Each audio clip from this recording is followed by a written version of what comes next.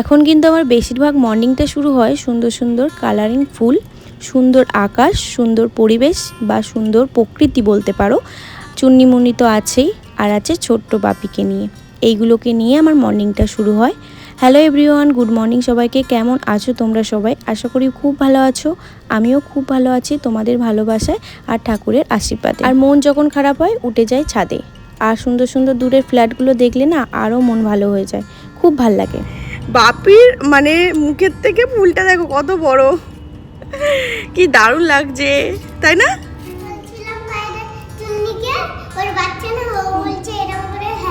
হ্যাঁ বলেছি, ও তাই? আমাকে তো বলে না। আমাকেও যদি বলে আমার বাচ্চাকেও নেবে, আমি কি বলবো? আমার বাচ্চা তো তুমি।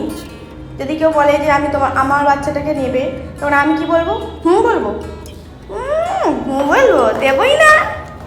ফুল এমন একটা জিনিস যেগুলো গাছেই ভালো লাগে, কিন্তু এই ফুলগুলো হচ্ছে এমন ফুল যেটা ঠাকুরের পায়ে পড়লে বা ঠাকুরকে দিলে আরও ভালো লাগে, তাই কি না? এই ভিডিওটা যেহেতু অনেক দিন আগের ভিডিও, কি রান্না করেছিলাম সেটা তোমাদেরকে বলিনি, আজকে আমি ভয়েসে বলে দিচ্ছি।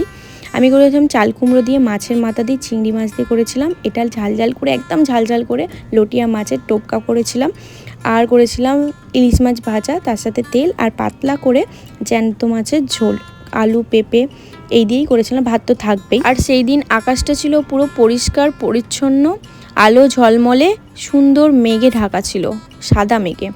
কিন্তু এই মেঘই যে বিকেলের দিকে কালো হয়ে বৃষ্টি নেমে আসবে সত্যি কেউ বুঝতে পারবে না। দেখে বোঝা যাচ্ছে না। আমি যখন রান্না করি, বেশিরভাগ সময়ই আমি তো রান্না করি, তো সেই সময় এই কাজটা আমি করে থাকি, বা যখন আমার শাশুড়ি মা করে তখনও কিন্তু এই কাজটাই করে।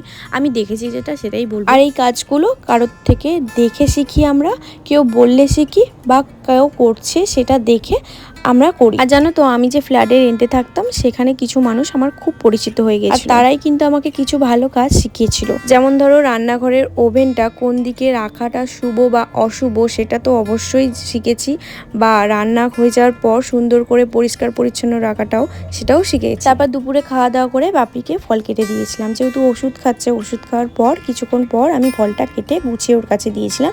আর ভিডিও করছিলাম বলেও বুঝতে পারিনি, ভিডিও করছিলাম বলে মুখটা দেখো কিরম করলো। বাপি যেহেতু খুব শরীরটা খারাপ, তাই সেদিন করে আমার মাথা যন্ত্রণা করছিল বলে বাপিকে দিয়ে মাথাটা টিপিয়ে নিচ্ছিলাম। ডিপ্রেশন। তোমরা কি দেখে বুঝতে পারছো যে শরীরটা কার বেশি খারাপ? আমার কিন্তু মাথাটা যন্ত্রণা করছিল বলে শুয়েছিলাম, শরীরটা কিন্তু বাপিরই খারাপ ছিল। কিছুদিন আগের ভিডিও যেহেতু, তার জন্য। এখন বাপির শরীর খুব ভালো আছে, সুস্থ আছে, সাবধানে আছে। অবশ্যই সাবধানে রাখার চেষ্টা করি। আমরা যখন ছোট ছিলাম তখন হাই করতাম এরকম করে, কিন্তু প্লেনটা তো অনেক ওপরে আছে।